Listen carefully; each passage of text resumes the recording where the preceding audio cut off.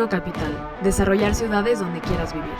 Escucha las historias, opiniones y reflexiones de las figuras que forjaron el presente de nuestro país y nuestra región. Este programa es presentado por Conjunto Empresarial Santa María, parque logístico industrial ubicado en el corredor automotriz más grande de Latinoamérica. Hoy platicamos con José Oriol Bosch, director general del Grupo Bolsa Mexicana de Valores. José, ¿cómo estás? Bien, ¿y tú, Alberto? También, muy bien, gracias. Qué bueno. Bienvenido al podcast y gracias por recibirnos acá en la bolsa. Pues gracias a ti, bienvenido. Gracias. Cuando quieran. Gracias, José. Oye, platícanos. Tú eres y todos español. los que quieran venir, que vengan. Buenísimo, ¿no? Sí, aquí a visitar el museo y todo lo demás. Exactamente. ¿No? Oye, platícanos. Alistarse a invertir, a todo. ¿No? Sí. Ok. Tú eres español. Sí. ¿Cómo llegaste a México? ¿Cómo llegué a México? Llegué con mis papás. Llegué ya hace un rato, en 81, en 1981, porque mi papá con un grupo de españoles estaban poniendo una empresa aquí en México, en el sector de plásticos. Okay. Y entonces, pues mientras estaba todo el proyecto, dije, bueno, que toda la familia estemos juntos y vengamos a México por un tiempo y pues aquí sigo. Buenísimo. ¿Y muy llegaste tú de cuántos años acá? Yo llegué de 15 años. De 15 años. Sí. Oye, ¿cómo era el México al que llegaste? Uy, lo que pasa, llegué en 81, a mediados de 81. El proyecto, la verdad es que fue un proyecto que iba muy bien, pero acuérdate que México en 82 cambió. Sí. Entonces, llegué a un México y al año siguiente fue otro México. Pues, la verdad es que a mi papá le fue muy mal en 82 por toda la crisis que hubo, las devaluaciones y todo. Pero bueno, ahí creo que aprendí también mucho de la primera crisis que me tocaba ver y vivir.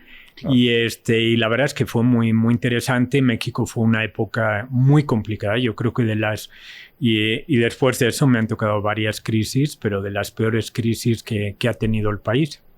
¿Qué pasaba en tu cabeza de un chavo de 15, 16 años ver este cambio, sí, del país del país nuevo al que llegaste y a nivel familiar? ¿Qué pensabas en ese momento?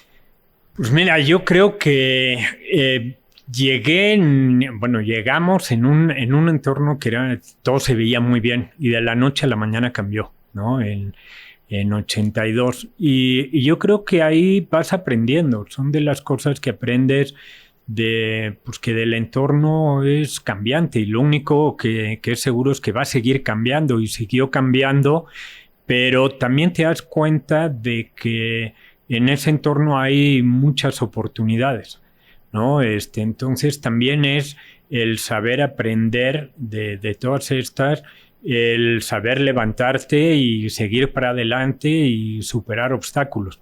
Y luego me tocó, y no fue la primera, me sigo. Sí.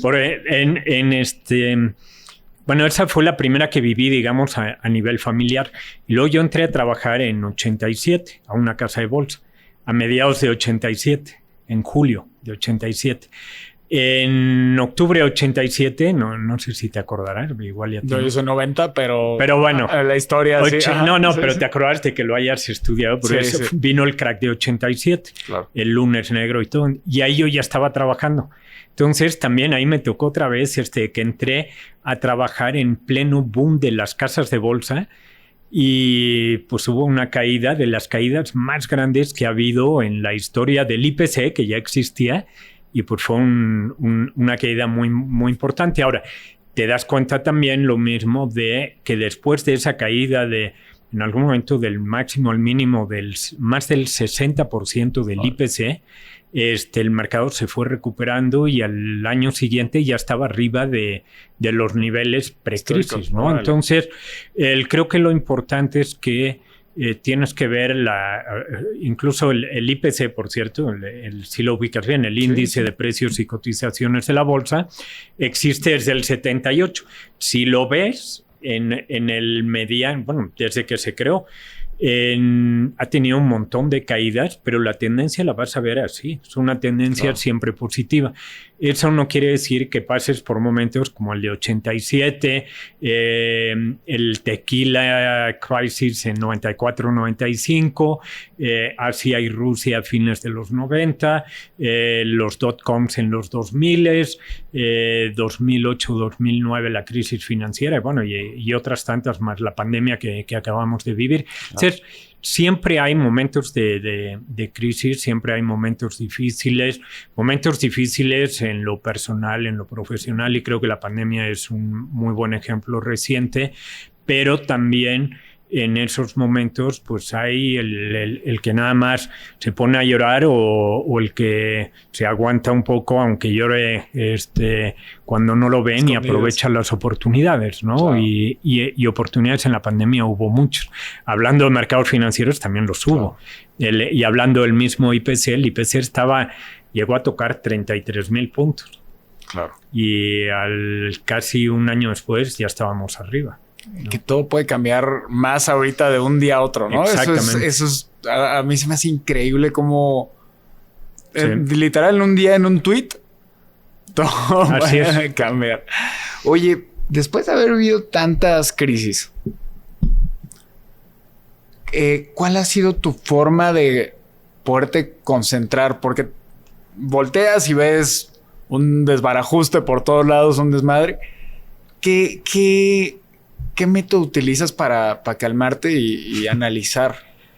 Pues mira, yo creo que vas aprendiendo con el tiempo, sobre todo en no frustrarte, ¿no? En aceptar las cosas, en aceptar lo que está pasando, en aceptar los errores si los tuviste, en llamar los errores, porque incluso hoy en día hay una tendencia que todo tiene que estar muy...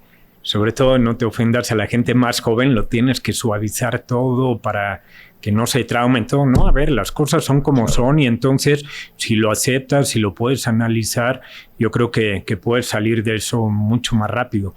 Pero bueno, y creo que la otra también, o sea, la parte educativa, no solo la educativa, refiriéndome a la escuela, la educativa que vayas teniendo durante tu vida en tu casa y luego la gente que te rodea. Creo que eso es bien importante, desde tus compañeros de trabajo, tu familia y todo, en donde te ayudan en los momentos difíciles. O sea, creo que afortunadamente nunca he estado solo cuando me ha tocado un momento complicado.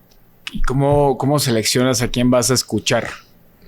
Porque en un entorno complejo, de repente hay que seleccionar bien a quién se va a escuchar, ¿no?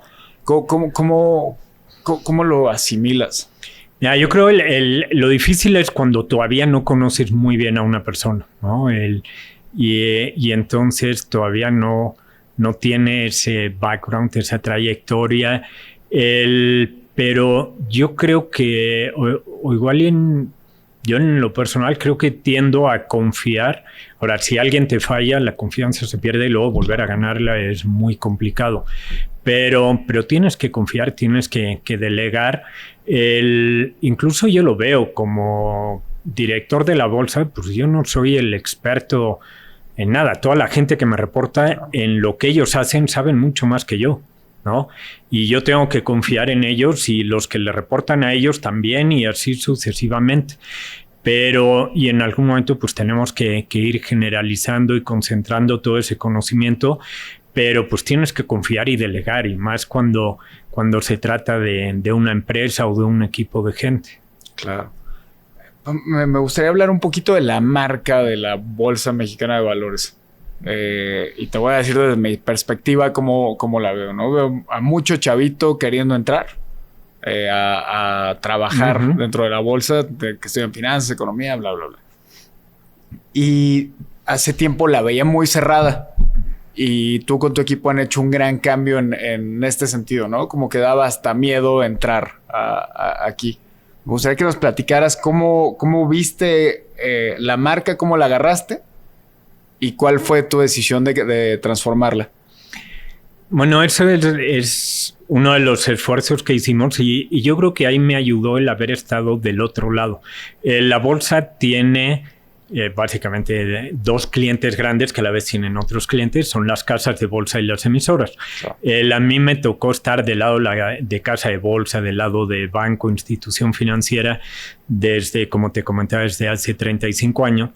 Y la verdad es que la imagen, no solo mía o la que me habían transmitido la gente, pero la imagen de la bolsa, pues sí era una institución muy, muy cerrada, muy poco inclusiva, muy hasta mamila, sí era la imagen que tenía la bolsa. Entonces, y no era cierto, ¿no? La realidad aquí adentro era otra y la bolsa quería hacer un esfuerzo y pues nada más fue continuar con el trabajo que ya se venía haciendo, pero hacer algunos cambios y yo creo que y cuando venga alguien más de director general, pues seguirá haciendo cambios y todo, y espero que todos los sigamos haciendo para mejor.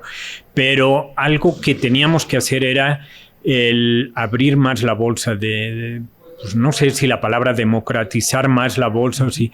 Y teníamos que empezar desde el edificio que hablábamos hace un momento, que es muy padre y todo esto, pero para muchas personas, pues incluso entrar a este edificio era algo impensable, ¿no? Entonces, lo que hicimos, entre otras, y te comento, una de ellas fue en abril del 2019, abrimos las puertas totalmente de la bolsa, abriendo un museo, inaugurando un museo de la bolsa, que lo que queremos es demostrar la historia que tenemos, que es una historia de 128 años, acabamos de cumplir, pero que a la vez es una bolsa con mucha historia, pero muy moderna. Entonces queríamos también enseñar todo esto a cualquier persona que estuviera pasando por aquí. Es un museo que abre de lunes a viernes, cerramos el sábado y luego abrimos el domingo.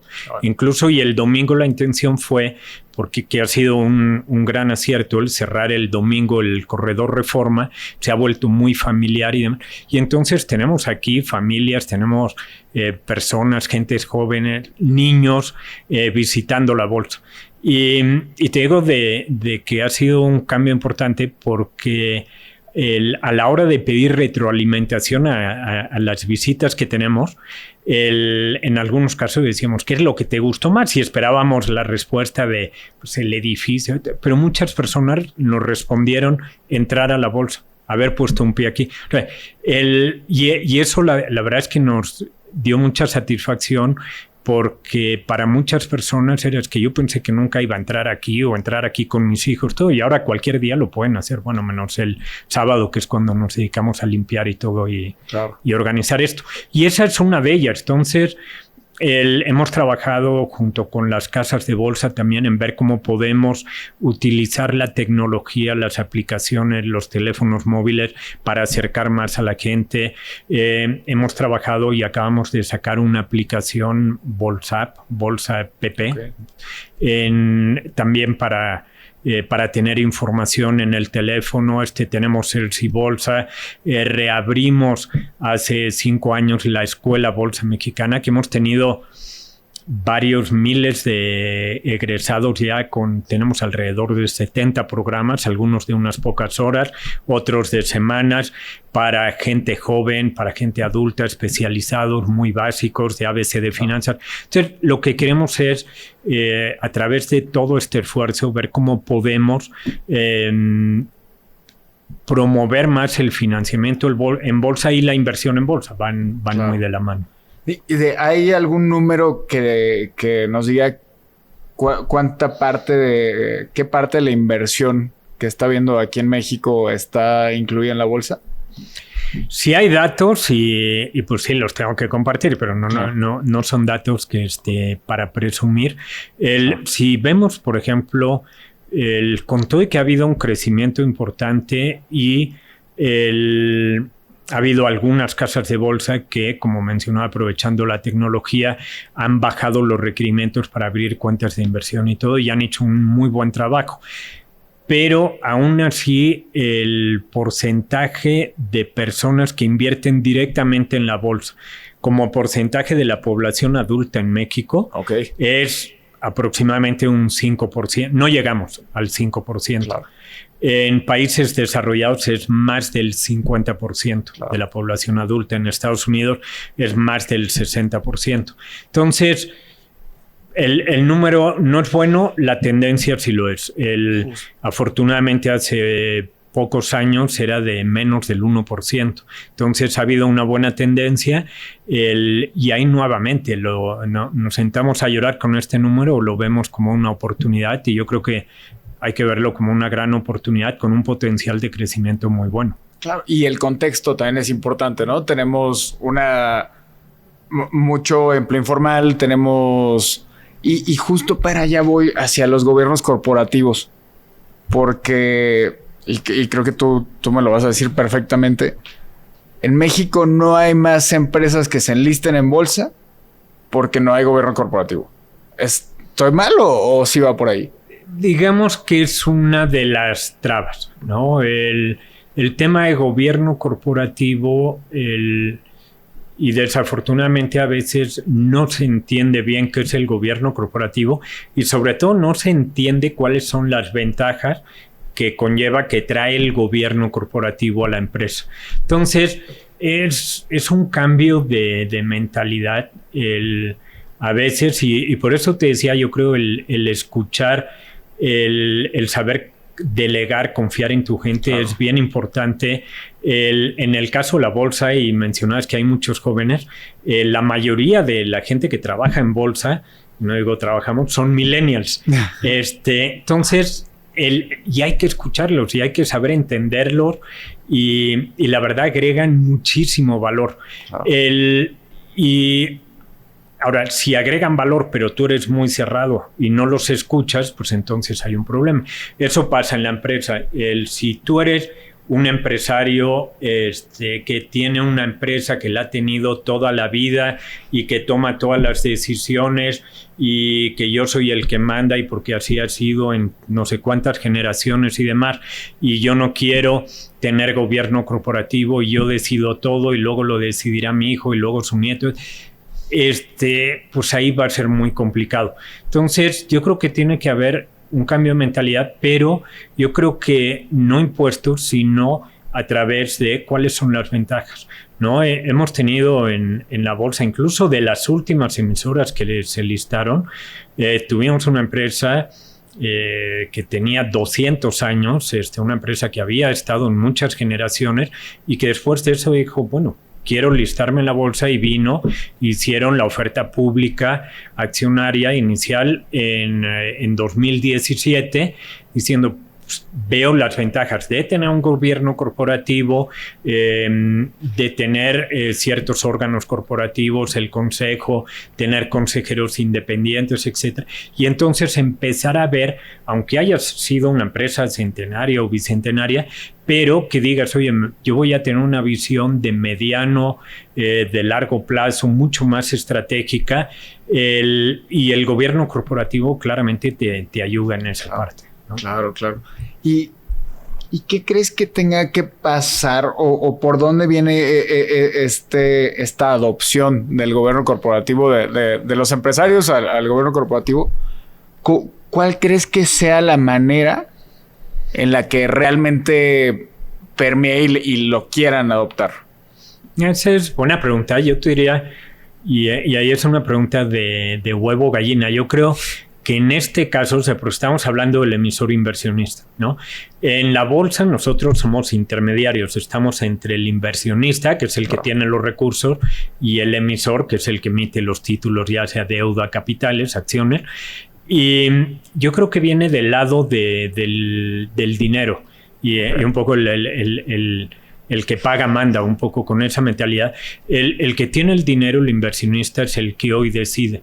Y el que tiene el dinero es el que hoy decide, oye, yo te voy a financiar o voy a financiar un proyecto, sí, solo sí, y empieza a requerir temas de gobierno corporativo, y no solo gobierno corporativo. Y ahí viene, por ejemplo, algo que ha sido muy importante, ha tenido un crecimiento muy grande en la bolsa, que es toda la parte ASG. O sea, estamos hablando nada más de la parte G de gobernanza, gobierno corporativo, pero hoy en día estamos viendo que el inversionista y sobre todo los millennials, y vuelvo, por eso digo que es bien importante entender a las nuevas generaciones, el millennial ya no solo le importa cuando invierte el rendimiento. Oye, ¿cuánto me va a pagar mi inversión? Ahora dice, ¿cuánto me va a pagar? Pero quiero saber en qué lo inviertes. Y quiero saber que la inversión, el proyecto, el plan de expansión, crecimiento, oportunidad tal que yo estoy financiando, no va a tener un impacto negativo en el medio ambiente. Claro. O va a estar apoyando el bienestar social, o va a cumplir con reglas de gobierno corporativo, con temas incluso de equidad de género. Claro. O sea, el número incluso ahí en todos los proyectos ASG es enorme, pero hoy en día ya lo empiezan a demandar. Entonces, yo creo que, volviendo a tu pregunta de dónde viene, yo creo que va a venir del lado del inversionista. El inversionista, a la hora que una empresa no esté cumpliendo ya con ciertos criterios, aunque no sea hoy en día no regulatorio, pero aunque no sea obligatorio, por ejemplo, estamos viendo un crecimiento muy grande. Y te voy a poner un ejemplo. En el caso de deuda de largo plazo, en la bolsa financiamos a través de productos de deuda, de capital o algunos híbridos que le llamamos. Pero en el caso de deuda de largo plazo, que es el que justo sirve para financiar proyectos, planes de expansión y demás, que mencionaba. En 2016 en la bolsa sacamos el primer bono verde. Y el total de lo que hicimos en bonos ASG, ambiental, social y de gobernanza, representó en ese año el 2% del total de la deuda. Okay. El año pasado representó el 27%. Y para este año vamos a estar arriba del 30% y el próximo año seguramente arriba del 50%. O sea, a lo que voy es hoy en día el que tiene el dinero ya lo empieza a exigir. Entonces, te presto, sí, pero quiero saber cuál va a ser el destino de los recursos, además del retorno. Incluso estamos viendo inversionistas que están dispuestos a sacrificar rendimiento siempre y cuando estés tú financiando un proyecto ASG. Entonces, ese cambio se está dando rapidísimo. Qué interesante, ¿no? Y cómo era algo que décadas de los 90, incluso de los 2000 estaba subvaluado, ¿no? Totalmente. Ni existía. Yo creo que en los 90, si tú decías ASG o ESG, sí, claro. O sea, de verdad, claro. Ni siquiera se usaba. Ni el término sustentabilidad o sostenibilidad, pues, nada de esto. No se utilizaba. Los procesos para volverte una IPO o una para entrar a bolsa, ¿crees que con estas tendencias hacia el futuro se relajen un poco o crees que se pongan más selectivos? Bueno, hablábamos hace un rato del lado del inversionista y mencionaba que hay pocos inversionistas directos ahí a través de Afore, esto es otra historia, pero directos en la bolsa, pero también hay pocas empresas, ¿no? Y hay pocas empresas por muchas razones. Hablabas del tema de gobierno corporativo, pero yo te diría que la barrera principal, igual y el gobierno corporativo ya está como en tercer, cuarto nivel, la principal es la falta o poca educación financiera, desconocimiento o conocimiento erróneo de los empresarios para venir a bolsa. Y lo cual, y no les estoy echando la culpa, no estoy diciendo que deberían saberlo, igual y la culpa también es nuestra, es de la bolsa, es de las instituciones financieras, de las incluso del propio gobierno y todo, para ayudar a difundir y a desarrollar esa cultura financiera. Creo que es un trabajo en equipo que lo estamos afortunadamente haciendo muchos, cada uno de nosotros está haciendo nuestra parte. Pero volviendo al tema del empresario, de venir como una empresa a financiarte en bolsa, generalmente el primero que se autodescarta, que se elimina y todo, es el propio empresario sin saber. Entonces, y es muy común y lo oímos, de que un empresario dice, no, es que mi empresa es bien chiquitita para venir a bolsa, no, yo estoy muy lejos de eso, no cumplo. Y a la hora que le decimos los requerimientos, dice, uy, pues sí estoy yo arriba de eso, o sea, sí podría financiarme en bolsa. Y entonces te dice, oye, a ver, platícame más, ¿no? Y incluso a veces ni siquiera se conocen los productos que tenemos. Por ejemplo, en deuda, mencionaba, en deuda somos muy activos en financiamiento a través de deuda de corto, de largo plazo, y los requerimientos son muy bajos. Yo creo que hay, y bueno, igual no tenemos todo el tiempo para hablar del detalle de cada uno de los productos y más, pero tenemos en la bolsa un área de promoción de emisoras, que trabaja con emisores potenciales, que los ayuda, los orienta, los apoya. Es un área gratuita, confidencial. Vale. Es totalmente gratuito. Cuando ya una empresa sí decide venir a financiarse a bolsa, pues entonces ya viene una serie de costos fijos y todo, pero hasta ese momento puede venir, preguntarnos, le podemos ayudar, etcétera. Es más, yo te diría que una de las formas, los invitaría a entrar en nuestra página, www.bmv.com.mx, y ahí hay una pestaña hasta arriba que dice mi empresa en la bolsa. Le das clic y luego cómo listarse en bolsa, y ahí vienen los pasos, incluso vienen los datos de contacto del área de promoción. Y con mucho gusto ahí los atendemos. Pero yo creo que lo importante es el perder el miedo, a preguntar, oye, a ver, hay una, y volvemos, hay muchas oportunidades. O sea, que es una de las cosas que todos lo hablamos y decimos, oye, ¿cómo puede ser que México, con todas las oportunidades que está teniendo o que ha tenido, y a mí me ha tocado en estas 3-4 décadas, ver cómo México crece el 2% en promedio, como si fuéramos un país desarrollado, cuando es un país emergente, que quiere decir que no tiene la madurez y que podría crecer, y vemos países que han aprovechado y han tenido crecimientos como India, China, o incluso dentro de la misma región en Latinoamérica. Pero el problema ahí es que nos falta, yo creo, el decir, oye, a ver, hay una oportunidad, ahora hay una oportunidad enorme, la estamos viendo incluso hablando del tema de China, con todo el problema geopolítico que hay de China, Estados Unidos. La geografía que tenemos en México es envidiable, el vecino de aquí, la economía más grande del mundo, con toda lo que se está viendo hoy en día de nearshoring. Tenemos la demografía, la mano de obra competitiva, tenemos todo para aprovechar la oportunidad. Ahora, cualquier oportunidad de negocio requiere inversión, ¿no? Claro. Y esa inversión pues va a requerir o capital y vía socios, que es una de las formas de financiarte en la bolsa, o vía acreedores. Como empresa me financio vía acreedores a través de una emisión de deuda. Entonces, yo creo que lo importante es, hoy hay una oportunidad, necesito financiamiento, explorar la posibilidad de financiamiento a través de bolsa. Hemos tenido, si bien no en capitales, no hemos tenido mucha actividad.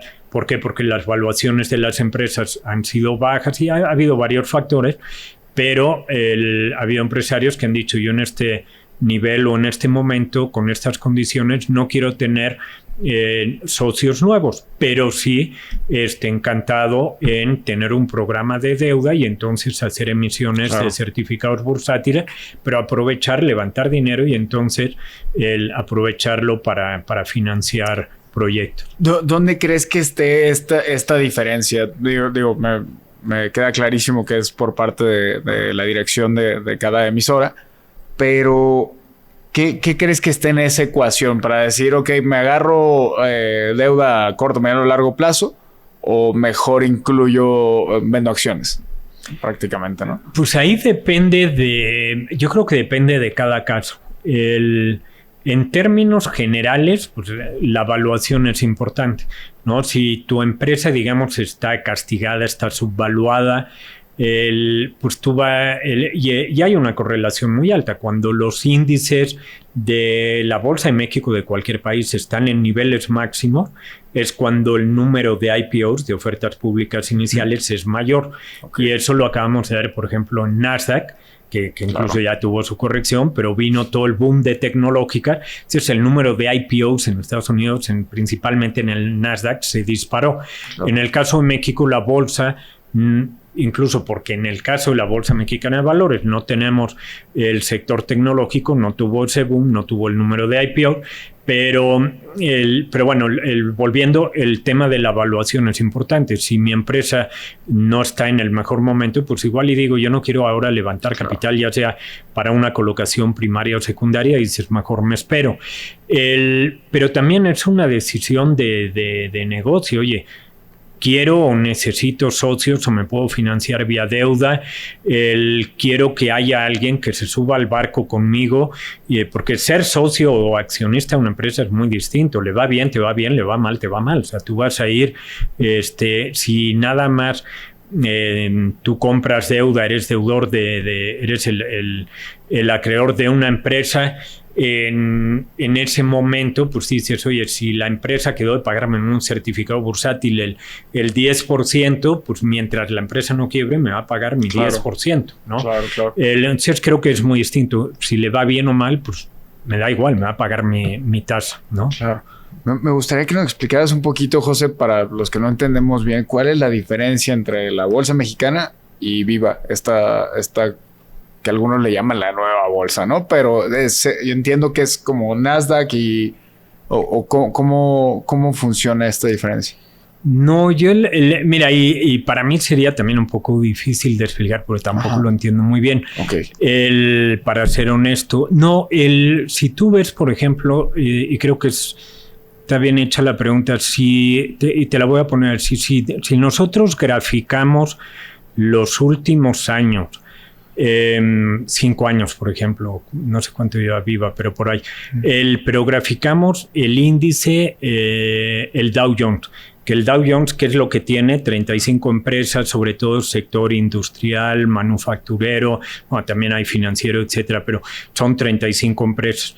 Y lo graficas los últimos años. Luego graficas el S&P 500, que es otro de los 3 principales. Ese es el Standard & Poor's 500. Que hoy le fue muy bien, ¿no? Hoy le fue muy bien a todos. Después del dato finalmente ya salió y eso lo habíamos comentado hace poco en una entrevista. En algún momento va a venir un dato de inflación que va a sorprender del lado positivo y ahí van a reaccionar bien los mercados, que fue el caso de hoy. Pero bueno, graficas el Dow, el S&P 500 y el Nasdaq, que sobre todo son empresas tecnológicas, y aunque va a haber cierta correlación, pero pues van a ser muy distintos. En el caso de Bolsa y Viva, o más bien yo te diría, y para no tocar el tema tanto de Viva, yo creo que en México lo ideal sería que en México tuviéramos una bolsa, digamos, como el New York Stock Exchange, en donde tienes empresas de cierto tamaño, un sector de todo, y que tuviéramos otra empresa en donde hubiera empresas de menor tamaño o de otro sector o de otra industria, etcétera, algo parecido a lo que comentábamos de Estados Unidos. Estados Unidos es un mercado muy maduro, desarrollado y todo, pero esta fórmula se da en, economías parecidas en España, por ejemplo. España, que es una economía parecida en tamaño a la de México y demás, tiene 2 bolsas. Tiene una bolsa que es BME, Bolsas y Mercados Españoles, y luego tiene otra que se llama BME Growth de crecimiento. Y entonces tiene empresas de menor tamaño para crecimiento. Yo creo que aquí, por eso tu pregunta no la sabría responder, porque ¿cuál es el diferenciador? No sé. O sea, ¿cuál es el valor agregado? La verdad es que no lo sé. Se necesita un poco de tiempo también para ver cómo se va a ajustar, ¿no? Exactamente. Lo que sí son clientes nuestros, en cierta forma. O sea, son competidores en cierta forma, pero también clientes, porque la bolsa... y hablando del grupo bolsa, son una serie de empresas. Tenemos la bolsa, que es donde compramos y vendemos capitales, que aquí se hacía antes hasta 99 de forma física, con papelitos, gritos, todo. Claro. Y desde enero de 99 100% electrónico, con tecnología de punta muy buena y demás. El que opera a una velocidad impresionante, con millones de mensajes en nanosegundos y todo esto. Todo eso ya lo tenemos, pero hay otras empresas que se dedican a la liquidación, compensación, custodia de todos esos valores, que son de la bolsa, y la otra bolsa Viva está conectada o depende o es cliente de nuestro post-trade que le llamamos, o sea, de nuestra cámara del depósito y todo. Entonces, es el flujo del dinero prácticamente. Exactamente. ¿No? Eso se dedica a esta empresa del grupo Bolsa Mexicana de Valores. Exactamente. Okay. Entonces, sí, lo interesante es que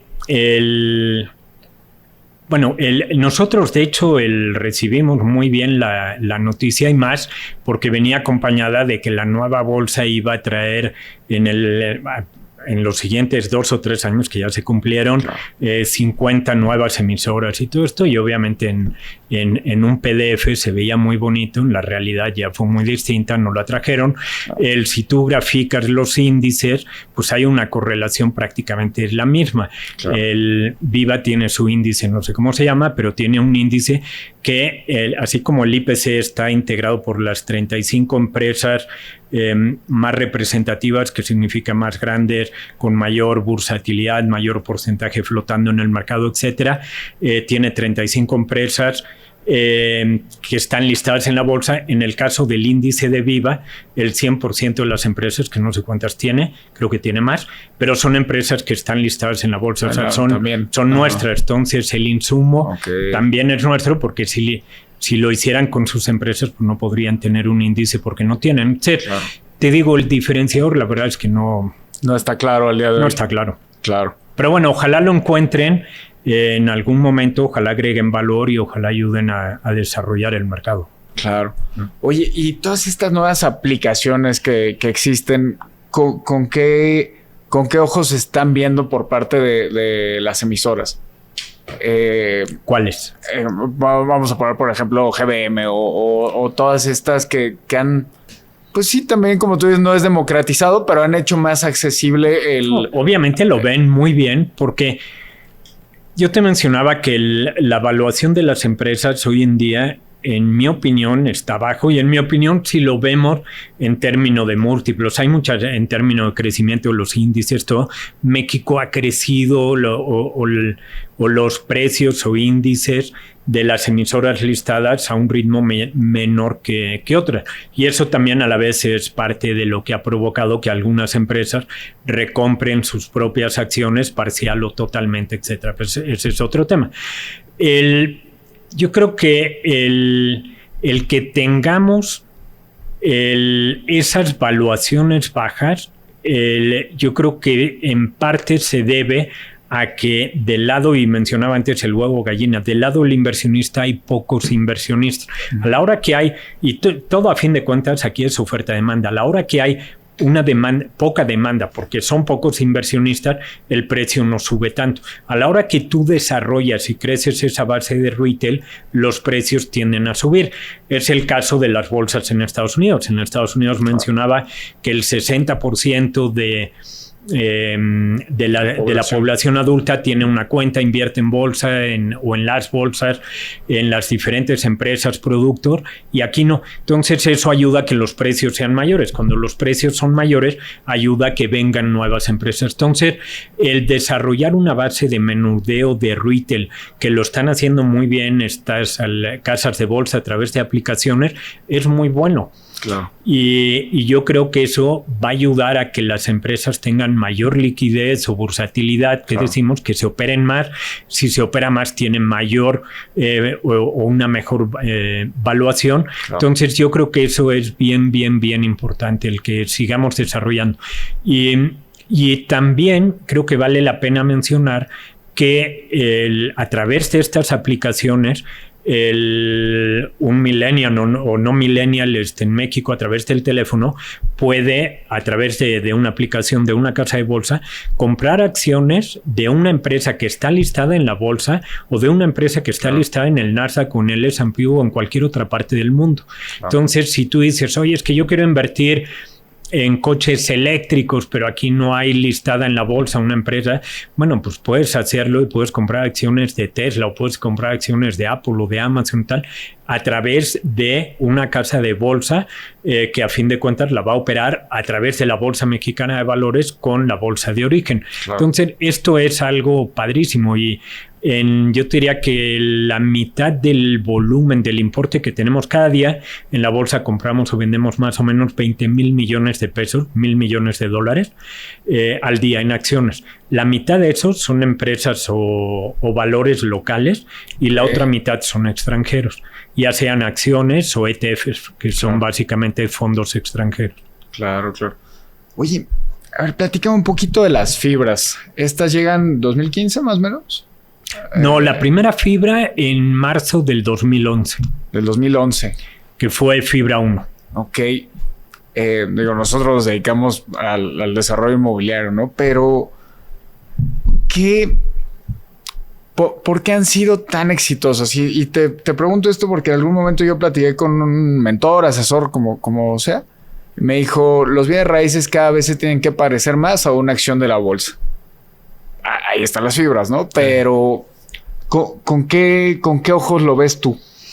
Mira, las fibras y también hay que decir aquí no reinventamos la rueda. Las fibras, que en otros países, en cada lugar le llaman distinto. En Estados Unidos son los REITs, los Real Estate Investment Trust. En Estados Unidos existían desde los 80. Entonces, aunque aquí llegaron en 2011, pues ya tenían un historial muy importante y habían sido exitosas en otros países. Y yo creo que vinieron en un momento muy bueno, en donde hay un crecimiento del sector de bienes inmuebles en México. Y luego también, y vuelvo al tema de oferta-demanda, del otro lado, el inversionista millennial o no, pero que quiera, que dice, oye, es que yo quiero invertir en un bien inmueble. Tengo 10,000 pesos, quiero comprar un centro comercial o una casa o una torre de edificios o una bodega, pues no te alcanza, ¿no? Pero si tú fraccionas eso, entonces ya te puede alcanzar. Entonces, yo creo que es una forma para el inversionista, una forma muy buena de participar en un sector de bienes inmuebles en donde estamos viendo crecimiento con la pandemia en la parte de oficinas o centros comerciales, pues hay un mal momento, están recuperando, pero por ejemplo todo el sector logística y toda la parte de almacenamiento y todo tuvo un crecimiento muy grande. Y entonces puedes participar en cualquiera de estos. Diversificas, porque aunque te alcanzara para comprar un departamento y rentarlo, pues el riesgo es que el inquilino no te pague y es el 100% y entonces ya no... Pero si lo pulverizas dentro de una fibra, de cada fibra, depende de cada una, pero hay algunas que tienen varios miles de bienes inmuebles dentro del fideicomiso, dentro de la fibra. Es decir, si hay uno que no te paga o 10 o 100, da igual, todo eso pues es parte de la diversificación, se pulveriza. Luego también es una forma también de garantizar por la distribución que tiene de la utilidad neta, pues es una forma de tener un dividendo ahí constante. Es una forma también de delegar, que hablamos que era importante, delegarle el manejo de bienes inmuebles a alguien que sea experto, que tenga ya una trayectoria, un conocimiento. Entonces yo creo que tiene muchas ventajas y ahí hemos visto un muy buen crecimiento.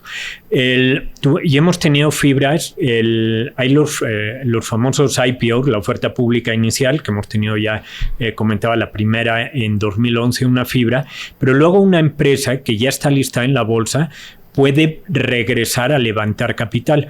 Eso le llamamos una colocación, una oferta pública, pero ya no inicial, sino subsecuente. Okay. En inglés está más fácil, en lugar de IPO es un follow-on, y ahí hemos tenido fibras que han vuelto al mercado a levantar capital nuevamente, que han sido exitosos. Y acabamos de tener una colocación subsecuente de una fibra, un follow-on, en donde, si no me equivoco, tuvo y nos sorprendió a todos y nos dio muchísimo gusto, aparte de sorprendernos, pero si no me equivoco 5 o 6 mil inversionistas, lo cual fue muy bueno porque era el tener miles de participantes del retail entrando a esa fibra y fue hace unas semanas. Entonces creo que fue una muy buena señal para el mercado de que el mercado, el inversionista mexicano está viendo a las fibras como muy buena oportunidad de inversión. Claro. Y también ahora estamos en un entorno con tasas al alza y hoy veíamos tasas al 10%, pero creo que conforme vean, y no pueden subir así toda la vida, pero cuando veamos cierta estabilidad y ya números favorables en la parte de inflación y bajando las tasas de interés, creo que ahí va a ser una muy buena oportunidad para invertir en fibras. Claro. Buenísimo. Oye, y ¿cuál es tu perspectiva hoy de la economía en México? Pues mira, yo creo que la economía tiene nuevamente una oportunidad de crecimiento muy grande. Creo que ojalá la aprovechemos. Nuestro papel en la bolsa, porque generalmente nos identifican aquí, nada más vienes a comprar y vender acciones, ¿no? O sea,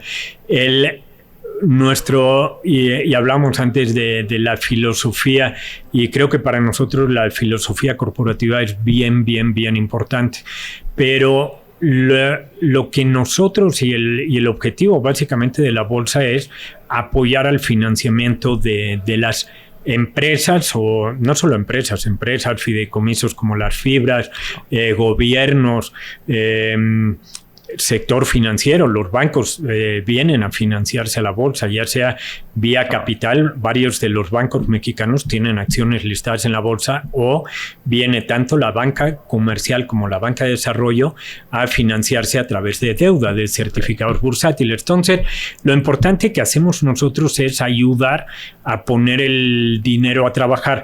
¿Qué significa esto? Si ponemos el dinero a trabajar, en lugar de que el dinero esté en un extremo, de que el dinero esté abajo del colchón guardado, el que ahí, pues aparte de que la inflación te come, y más ahora con estos niveles de inflación, pero ese dinero no está ayudando. Si nosotros logramos que ese dinero lo saques del colchón, lo inviertas, y lo inviertas bien, tengas tú como inversionista un buen rendimiento, y el que recibe el dinero, el emisor, lo pone a trabajar en un proyecto, ese proyecto va a generar empleo, y ese empleo, los empleados van a recibir una compensación, y con eso va a generar consumo, y ese consumo va a generar producción, y esa producción va a generar crecimiento, desarrollo económico, bienestar social. Ese es el objetivo de la bolsa, y eso es lo que nosotros tenemos que lograr: crecer, desarrollar el mercado para apoyar el crecimiento. Y hoy hay una muy buena oportunidad.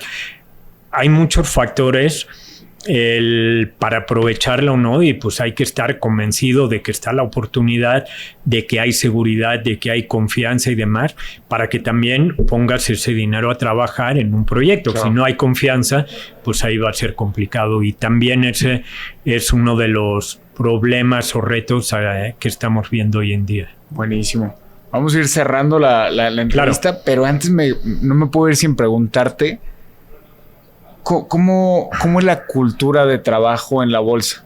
Y con cultura me refiero a cómo se vive, ¿no? Cómo se hablan, qué objetivos comparten. Y creo que bastante de esto me lo has compartido en la entrevista, pero me gustaría ver cuál es tu forma de ver esta cultura. Pues yo creo, y lo ligaría con lo que acabo de comentar, yo creo que lo importante es que todos los que trabajamos en la bolsa, creo que entendemos cuál es el objetivo, cuál es nuestra misión, nuestra visión, y lo hacemos propio. Lo hacemos propio de cada uno en nuestro nivel, y entendemos la responsabilidad que tenemos, el impacto que tenemos, y eso es por cierto, la bolsa es una de las empresas listadas en la bolsa, y que ese es otro de los diferenciadores. Por cierto, somos muy empáticos, y nosotros podemos decir, oye, lo que promovemos es lo que nosotros comemos. O sea, nuestra bolsa está listada en la propia bolsa. Es una empresa pública, transparente y todo esto. Pero yo creo que todos entendemos la responsabilidad que tenemos, no solo como empresa, como cualquier otra empresa, sino como institución, como uno de los pilares del financiamiento y del desarrollo económico y social de un país. Entonces, creo que eso es importante. Creo que cada uno tiene su función, entiende que es parte de toda una maquinaria, de un engrane. Creo que también es muy colaborativo el ambiente. Nos estamos también ahora, por cierto, adaptando con todo esto de la pandemia y la gente joven y el híbrido y remoto y todas estas cosas. Estamos también adaptándonos a los nuevos requerimientos. Sabemos que, y es uno de nuestros uno de nuestros 6 valores, pero no necesariamente el más importante, creo que todos lo son, pero uno es la innovación. Sabemos que tenemos que seguir innovando, ¿no? Aunque comentábamos la historia que tenemos, pues tenemos que seguir y desarrollando productos. Mencionabas las fibras, son uno de los muchos productos, y me puedo seguir y hemos sido, en términos de productos, de las bolsas más innovadoras del mundo en los últimos años, y tenemos que seguir innovando y viendo cómo podemos traer cosas nuevas, cómo podemos seguir cambiando, cómo podemos seguir trabajando con las autoridades financieras, con las casas de bolsa, con las emisoras, con las diferentes asociaciones para desarrollar ese mercado. Y todos participamos en esto. Entonces, yo creo que el ambiente aquí es desde entender la responsabilidad que tenemos en el día a día, como en el mediano y largo plazo, de seguir desarrollando el mercado. Somos una empresa de tecnología. Claro. La mayoría de nuestros colaboradores, una gran parte de nuestros colaboradores, están en el área de tecnología. Y no la mayor, pero alrededor de una tercera parte son 100% tecnología. Y estamos también viendo cómo tener la mejor tecnología. No puede fallar. Tenemos tecnología, como mencionaba, para la compraventa de valores, para la liquidación, para la compensación, para la custodia, para la venta de información, para todas las diferentes líneas de negocio que tenemos. Millones de procesos, ¿no? Me imagino mucho ingeniero también trabajando, ¿no? Exactamente. Oye, José, para terminar, si pudieras solo dejarle un consejo a la gente que más quieres, ¿cuál sería? A la gente que más quiero una pregunta. Pues yo te diría que sigan aprendiendo, superándose y haciendo lo que les apasiona a él. Y creo que eso también tiene que ver con lo que comentaba de inversionistas, empresarios, con la parte de colaboradores. Dentro de todos los que trabajamos aquí, creo que compartimos esa pasión dentro de la bolsa, pero yo creo que la gente, si hace lo que conoce, se prepara, estudia. Hoy en día creo que es bien importante el estar actualizados y demás, y logra tener esa pasión en lo que haga en su día a día, va a ser feliz. Entonces yo te diría que ser feliz haciendo lo que te gusta, lo que te apasiona, y afortunadamente yo lo he podido hacer. Entonces estoy muy contento con eso, y me gustaría que todo el mundo pudiera hacer lo mismo y sentirse plenos en su día a día y en lo que hacemos. Me encanta. Y aquí nada más quiero hacer un paréntesis antes de irme y quitarme el micrófono. Hay un péndulo de información muy agresiva, ¿no? Bueno, muy agresivo en el péndulo. Por un lado puedes escuchar a la gente que dice: trabaja súper duro, trabaja horas extra, no duermas, da todo y más, ¿no? Y por otro lado se ve el péndulo y dice, ¿no? Diviértete en tu empresa, jueguen, vivan más en paz. Luego el péndulo se regresa y produce y luego se regresa, y economías verdes. Sí. ¿Cuál es tu pensamiento independiente en estos péndulos de información, ¿no? Que no hay equilibrio, vamos a decir. Mira, yo te diría como mencionamos al principio, yo creo que el aceptar que el cambio es una constante es muy importante.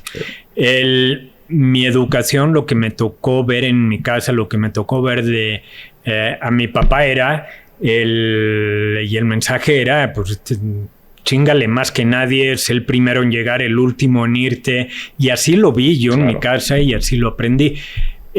Hoy en día creo que es distinto, ¿no? Hoy en día, y no estoy diciendo que antes estaba bien, pero bueno, fue lo que a mí me tocó ver y lo que a mí me tocó vivir. Hoy en día, aquí nos hemos abierto mucho más, entiendo que no todo es esa parte, no todo es el trabajo. Creo que el tema de calidad de vida es muy importante.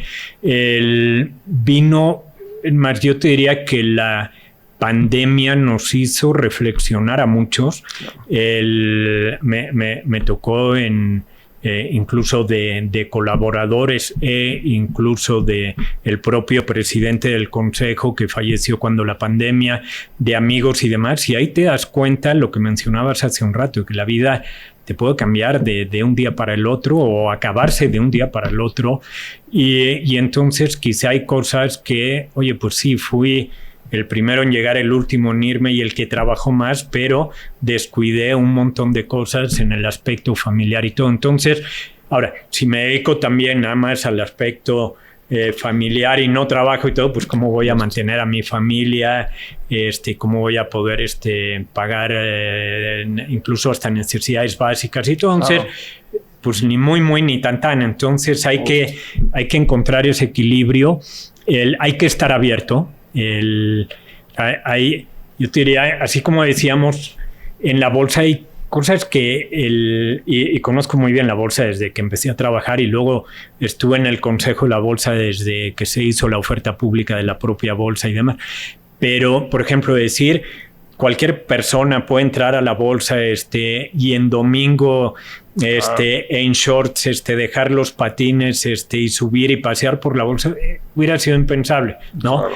El decir que en la bolsa íbamos a poner un espacio de colaboración con un futbolito o con una mesa de ping pong, que es real, lo tenemos aquí arriba, que durante horas de trabajo alguien pueda estar jugando futbolito, ping pong, hubiera sido impensable, ¿no? Y hoy en día lo tenemos. Ahora, sí, yo creo que el punto medio, en mi opinión, creo que está en los resultados. O sea, la mentalidad también de ser el primero o el último en llegar, en irte para cumplir la hora nalga, tampoco está bien, ¿no? Claro. Entonces, ¿para qué nos hacemos güeyes? El mejor, la cultura, y yo en lo personal soy muy enfocado en resultados. Entonces, ¿cuáles son tus objetivos y tus resultados? Si tú fuiste muy eficiente y me los cumpliste y todo, perfecto. Ahora, si tú te quieres tardar más y estar 20 horas en la oficina para lo mismo, también es tu problema. Pero si lo puedes hacer antes, pues ve y disfruta a tu familia, o vete a pasear o al cine, o haz lo que te dé la gana, ¿no? Entonces, yo creo que el punto medio debe estar en el enfoque de resultados objetivos, en lugar de llegar y checar tarjeta y te voy a descontar porque llegaste 5 minutos tarde, ¿no? El cual es, ahora, para eso tiene que haber, y en cada uno de los niveles, tiene que haber un buen liderazgo, una buena identificación de cuáles son los objetivos, una buena medición y todo, para también ser justo a la hora de poder evaluar a las personas. Y también creo que el estar hoy en día trabajando, si estás remoto, pues también te cambia la oferta y la demanda del mercado laboral. Oye, si alguien, en lugar de estar en la bolsa de lunes a viernes, lo puede hacer remoto desde cualquier otro estado. En la playa, ¿no? Y en la playa, pues que lo haga, ¿no? Claro. Y no solo en la playa, o sea, no solo hablando de la parte del lugar físico, las condiciones de que pueda ser una persona que tenga una discapacidad, o una persona que por temas familiares no puede moverse de su casa, lo que sea, y puede hacerlo de forma remota, pues adelante. Claro. Entonces, estamos incluso en la bolsa implementando este tipo de esquemas, pero siendo cuidadosos también por el péndulo. Claro. Tampoco queremos perder por ejemplo, todo que creo que es muy, muy importante y es otro de nuestros valores, que es el trabajo en equipo, todo el networking, toda la colaboración, que eso, y la parte de innovación, de ideas, todo, que eso no queremos que se pierda. Entonces, pues tenemos que ir ahí jugando con el péndulo, intentando no estar en los extremos. Sí, decía, y se me hizo súper interesante la maestra Boschicki, que es la madrina de Silicon Valley, ¿no? Decía que lo más importante es tener pensamiento independiente. Y cuando lo escuché se me puso la piel chinita porque yo traía este tema del péndulo. Y era como, pues sí, es que no hay fórmula. Sí, claro. Más bien tienes que encontrar de todo esto que hay, cómo le vas a hacer tú, ¿no? Exactamente. Y no hay fórmula y cada área, cada persona, cada grupo de trabajo y todo es distinto. Sí. Y hay algunos que requiere que estén aquí. Y pues tienen que estar aquí, ¿no? Sí. Buenísimo, José. Pero bueno, te agradecemos muchísimo tu tiempo. Al contrario, gracias a ti. Aquí en este lugar. Vamos a poner tus redes sociales, cuál te gustaría que apareciera y cómo para ponerlos en lo los vemos copies. con Beto. Buenísimo. Ahí los ponemos en ¿Sí, no? todos los copies. Y okay. ¿Algo más que quieras agregar? ¿Algo más que quieras? ¿Ya? Buenísimo. Sí, ya cállate. No. Está bien. Ok. Buenísimo. No, al contrario, nada más agradecerles. Gracias por la entrevista, el tiempo y todo. Es un gusto y un gran aprendizaje estar hoy aquí contigo. Pues mil gracias por todo.